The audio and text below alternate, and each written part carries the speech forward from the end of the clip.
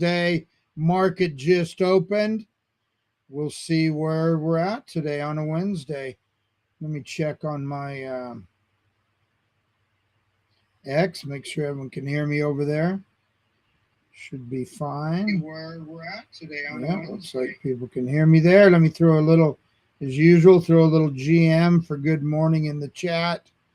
And yeah, we're off and running here. Markets, like I say, been open for 4 minutes now. Looks like the NASDAQ, it's been up and down all night. Down, up. Looked like we were going to open up about 1% on the NASDAQ. Looks like we actually opened up 0.55% on the NASDAQ. Pretty flat on the Dow at 0.04. Hey, Steph, GM, man. Brother from over there in Belgium, technical analysis, does all the market updates and stuff for the Heine community on their 6:30 a.m. show, and also has his own show a couple days a week talking TA and investing and market conditions. Man, good to see you, Steph. A little later there, they're about I think they're about 8 hours behind us here, but early afternoon there. But good to see you, Steph. Now S&P up 0.24, so kind of like I say, today we've got two major events. We've got the well, here I'll talk about. I've actually got screens on it. Let's go over and let's look at. Obviously, it's the FOMC meeting notes and the Nvidia earnings. I think both coming. I think about 2:00. So half hour or so, or 2:00 Eastern time. Yeah, so a couple hours before the end of the day, we'll have the FOMC notes. We'll talk about that here in a second, as well as I think Nvidia comes right after the bell. So expect a little volatility. Could be interesting today. Bitcoin 77,199. It looks like we had a little bit of a drop. If we look at it the hourly, you see we're down. So as the market opened, we're kind of dropping down. We'll see if we find a bottom. Heine coin, Mr. Heine, community, the actual founder of the Heine community over there. Good morning. So I had a nice, Mr. Heine, they do a nice walk and talk on the beach there in East Coast, man. That was beautiful this morning, seeing that sunrise come up. Yeah, check that out. A lot of good spaces, a lot of great community, a lot of great, obviously a lot of, coming at me twice from his personal account. And yeah, Mr. Heine, I saw you said you might try and you have a noon training call today. I heard you say you might try and use the restream, which is what I use. So I'm streaming right now simultaneously on X, YouTube, as well as Rumble. But I think I'm going to switch that. I think I'm very closer, maybe even to where I have enough followers on TikTok. I think I'll switch it to TikTok, or I have to pay more if I want to do 4. I don't really have much traction over on Rumble. Never really tried to do too much over there. I have 2 or 3 people, 4 people watching a day, but I'll probably just switch that. So I know you get a lot of engagement. The algorithm's really good over there on TikTok, and I've got almost 1,000 people. So you can easily add people, and a lot of people doing live. So this is the hourly chart we're looking on. So yeah, I'll try and jump on and try and get that. Maybe I can be some help. I have to be on my laptop. That's where I do it from. But yeah, that'd be cool to live stream. And I think especially on TikTok, I think some more people can see it. Of course, everyone can see it on X and YouTube as well. I know you guys have all those channels there in the Heine community. So yeah, it looks like we're dropping down a little bit. We're still looking at the hourly chart on Bitcoin. See, we're kind of going down. Let's see if we can find the bottom. Let's take a look at Ethereum. Let's actually go back to the daily chart. Yeah, you can see though a big dip as well. We've got 2,120, 0 for the day, but down 0.5% for the hour. XRP, we're at $1.36 1/3. of a penny, down 1.1% for the day and 0.5%. So it seems like everything's falling down with the market open. And Solana 84.45, down 0.4 for the day, but 0.6. But if we look on the hourly, maybe we'll find a bottom here. We shall see. Let's look back just for fun. Let's look back at traditional markets. Refresh it here.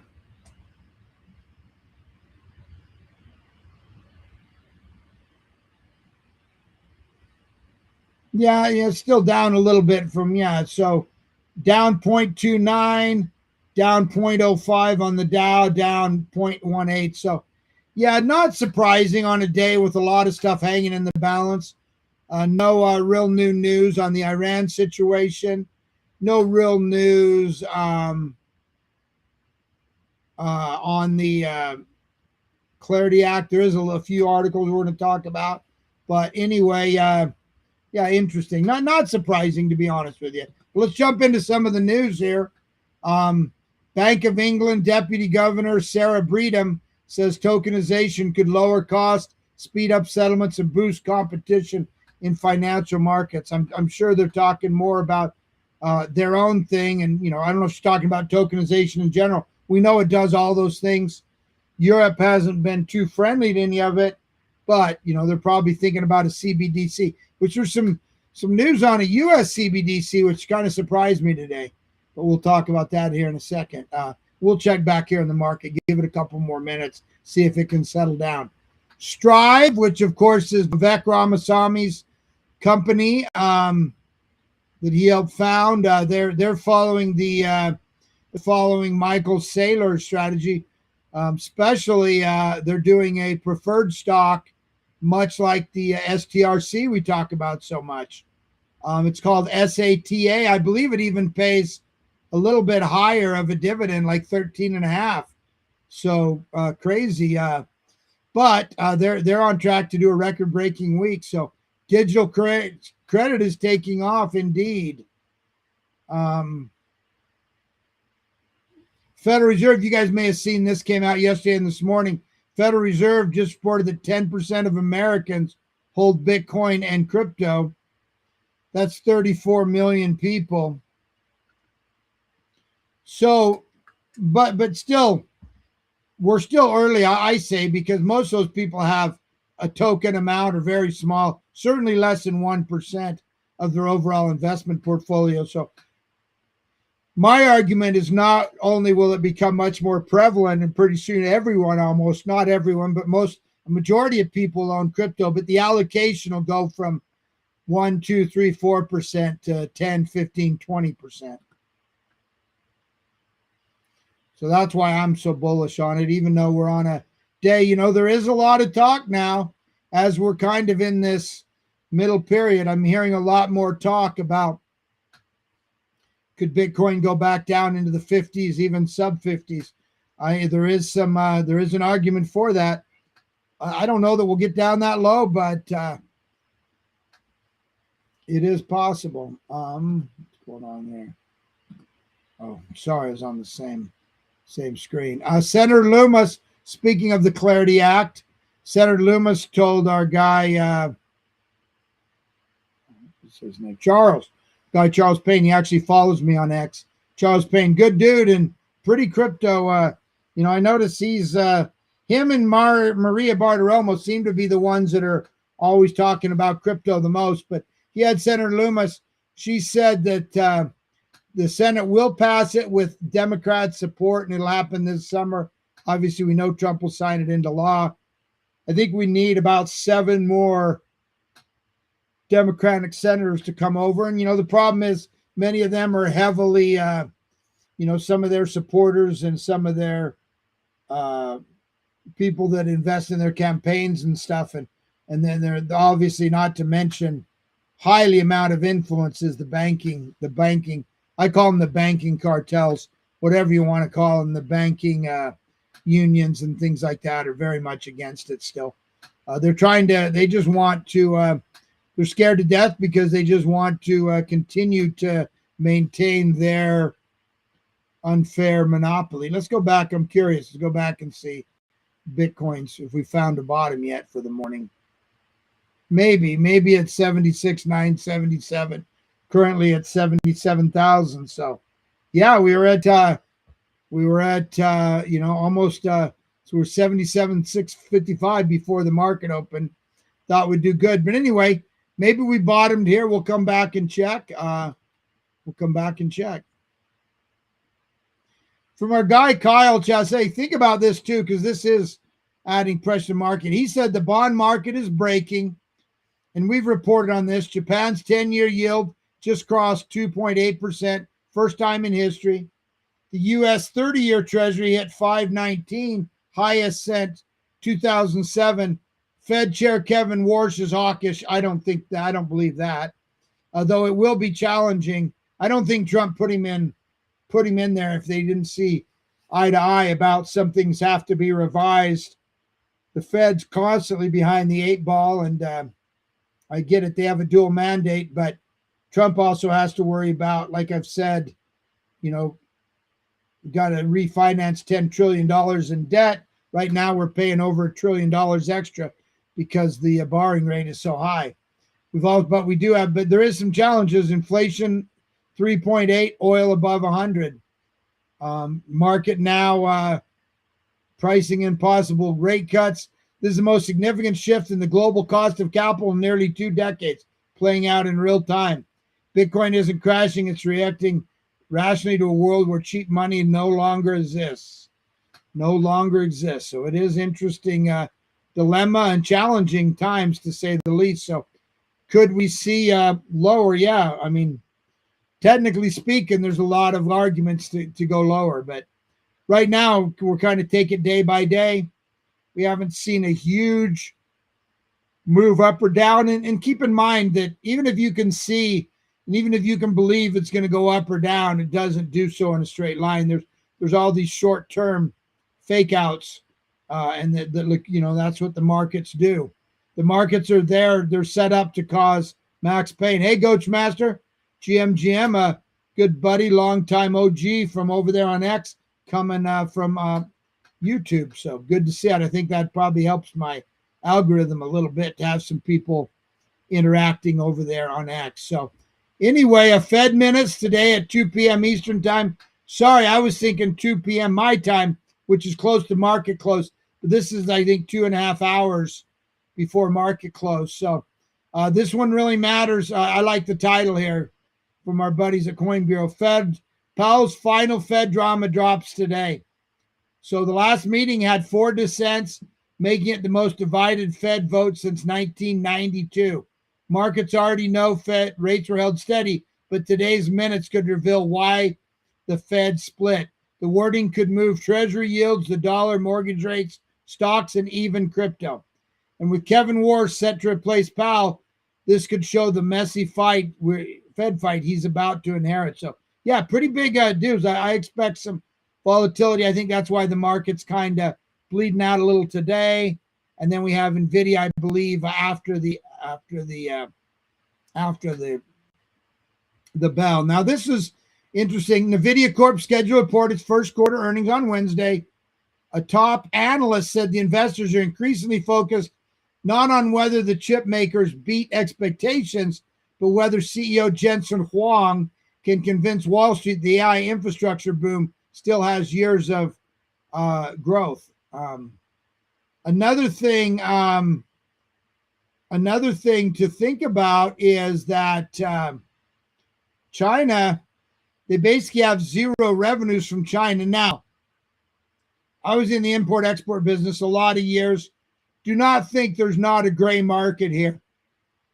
Do not think a lot of chips aren't going, via other countries and making their way into China. But China's taken a strong stance to try and support their own chips.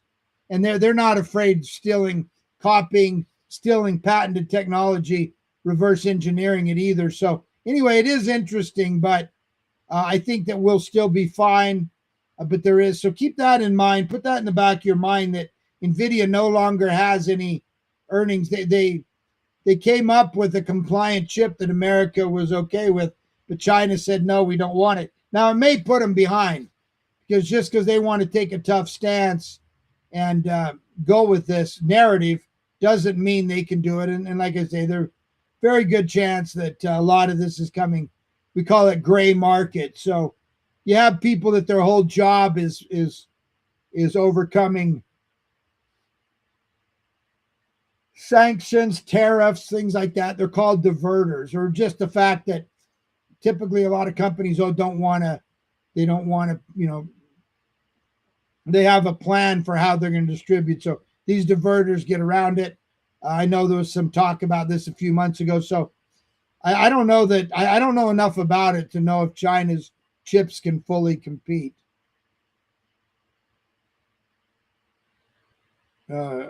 Quantum 56 says, what did you think of the latest election drama the last few days? Yeah, I didn't really see too much on the timeline. I'm not following the political stuff.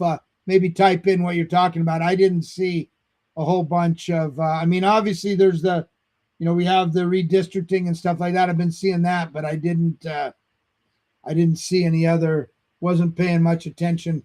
Didn't see on my timeline too much other election stuff. Though that is a major factor coming up, right? So yeah, let me know what you're talking about there, Quantum. Because I didn't see anything major that comes to mind that I was following anyway. So maybe type that in there. We bring us up to speed. $2 trillion Bank of America just bought 19,600,000 worth of Bitcoin via Master. And this is for their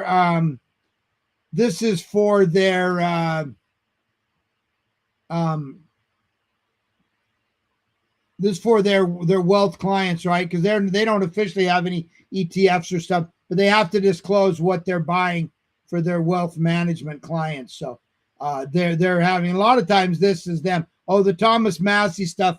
I haven't been following it all that much. I did see that on the timeline. I know Trump hates Massey, and I have been seeing him posting about it, but I don't. I haven't followed exactly what happened. I saw some stuff with him, supposedly some sexual harassment stuff, and yeah, I didn't. Like I said, I just looked at it, but I did see Trump anger tweeting about him. But yeah, I didn't follow that much of what's going on with him, but. Preston won. Yeah, I'm not Ghostmaster. I don't know what's exactly happening with all that. I hadn't followed it that close. Preston won. Is that the guy that's challenging Massey for the seat or whatever? Yeah, I'll have to find out. I'll have to talk about it later. Maybe you can come up on. Oh, Massey is gone. Oh, okay. Yeah, I didn't know that. So I did see. That's probably good news for. A lot of people don't like Massey. I see some people call him masshole, and people don't. And I don't know that he's.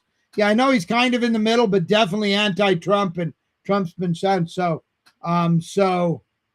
okay, so he lost what, primary or whatever. So yeah, if he's not there, that's a good. Definitely, Trump will be happy about that. I probably should have read that. I did see Trump tweeting about him this morning on True Social. So yeah, I did see though recently he's been under a lot of pressure, some sexual assault allegations that seem pretty credible. So I'm sure that helped. But yeah, I haven't been following. I never have followed Massey that closely, to be honest with you. But yeah, good to see Ghostmaster. Maybe you can come up or someone come up and talk about it. I can look it up a little more. We'll talk about it on the GM show. But no, I hadn't seen that he was gone. So yeah, I think a lot of people will be happy about that. So definitely not Trump's favorite. Now this is huge, I think, for Solana. Morgan Stanley just filed an amended application for its Solana ETF with MSOL listed as the proposed ticker. We've seen how much good, how good it's been for Solana and XRP to have these ETFs. So if Morgan Stanley has one, and they're jumping in with both feet, right? They really want to do a lot with retail, and they're going to push it hard. So Yeah, Morgan Stanley with the Solana ETF. I think that's very bullish. I'm very bullish on Solana anyway. To be honest with you, over everything else probably, but Bitcoin. But there's some good things. But yeah, people that are fading Solana, I think, are going to regret it. But I think most people realize it's a blue chip. But I'm very much a huge believer in Solana. This will be good. We see how good the ETF did for XRP and Solana as well. So I think that's huge. This Coinbase shows the guy in a minute. I forget his name. I met him up here in Salt Lake. Me and Flexter were hanging out. We went to a crypto convention up here, and this their chief strategist guy here, smart guy. But he said that basically the claims are total fiction. There's a lot of evidence banks. This gentleman here, God, I forget his name, but I did meet him. Nice guy, smart guy. He's the head of regulation and stuff at and probably these political stuff at Coinbase. But he said a lot of evidence that banks are completely unaffected. What they're saying is that the local banks will get drained out and they'll hurt them, which is really just the big banks using them, trying to maintain their unfair control. So I think it gets passed. Now this is interesting. This is very interesting. First I've heard of it. Former CFTC chair Tim Masad says U.S. CBDC is still being explored behind closed doors despite Trump's public opposition. He calls it ultimately inevitable. So central bank digital currency, we see China and stuff, these are very bad. Gives the government so much control. Anytime they think you owe taxes, or maybe they don't like what you're talking politically, they could just shut off all your money, right? So horrible thing. But it's interesting to hear that there's still talk about a US CBDC. All the more reason to get some Bitcoin and self-custody it. Definitely not something I like to see talk about. Putin just talking to Xi this week. Looks like they just signed a deal to extend the Russia-China alliance.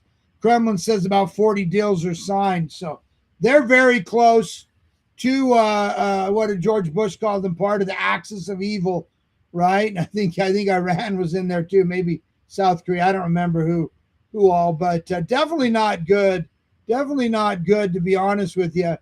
I don't like to see this with, Trump's trying to wedge himself in between that through capitalism, bring both these countries more into the mainstream and away from some of the nefarious stuff that they're backing, obviously. So anyway, interesting, but not surprising either. I think this was meant to kind of, show their independence, and we know they're trying to get away from the dollar and all those things. Our guy Pomp on with Maria saying that the next wave of Bitcoin buying is going to be caused and brought in by these financial advisors. Same thing I've been saying for a while now, right? And at the Bitcoin conference, I was surprised when Morgan Stanley, I don't remember her name, but their chief crypto strategist, I don't know if she really comes from the crypto world or how much experience she has, but she said that that initial inflow of $140 so million into their ETF was all self-directed, and they hadn't even really encouraged their people, their advisors, that is, to go hard. And she kept saying how early it is. So, I agree with Pomp here that that's going to, because they're going to, so many people they leave it up to their financial advisor. They have a trusted relationship with their bank or that financial institution and with their advisor. And they're going to ultimately buy, and they're going to buy the percentage, the allocation that their financial advisor gives them. So financial advisors are very, very important in this equation. I couldn't agree with Pomp more. Chainlink co-founder Sergey, he said that RWA and tokenization has already decoupled from crypto price as TradFi adoption accelerates. I agree. We talk about RWA. It's a niche that's happening, and it seems to maybe be such a focal point right now that it's probably tokens within that niche are probably not as affected. Interesting. Looking at the crypto bubbles here. Interesting. Dash. Wow. Dash OG company. Ondo, an RWA thing. Hash, I don't know too much about. VVW, someone was asking about that the other day. I was in on that IPO Venice token. I haven't looked into it much, but it's moving up big time. It's moving up big time. We'll see in the last month, it's up 101%, and it's gone up massive. It wasn't even the top 100 a few weeks ago. So interesting. Need to look back into that. I might still own all those, or I might have dumped them. I don't even remember. But anyway, let's take a last look at quick look here. Yeah, it looks like let's look at the hourly here. 77,152. So we're off the bottom, but still nothing to write home about. I think we just have to wait and see, and be prepared for potential volatility up or down. I think we hear those Fed minutes, we see what they said, and then we see what happens with Nvidia. A lot of times you get to buy the rumor, sell the news with Nvidia, just because they always outperform. But like I say, there is a little bit of headwinds there. We'll see.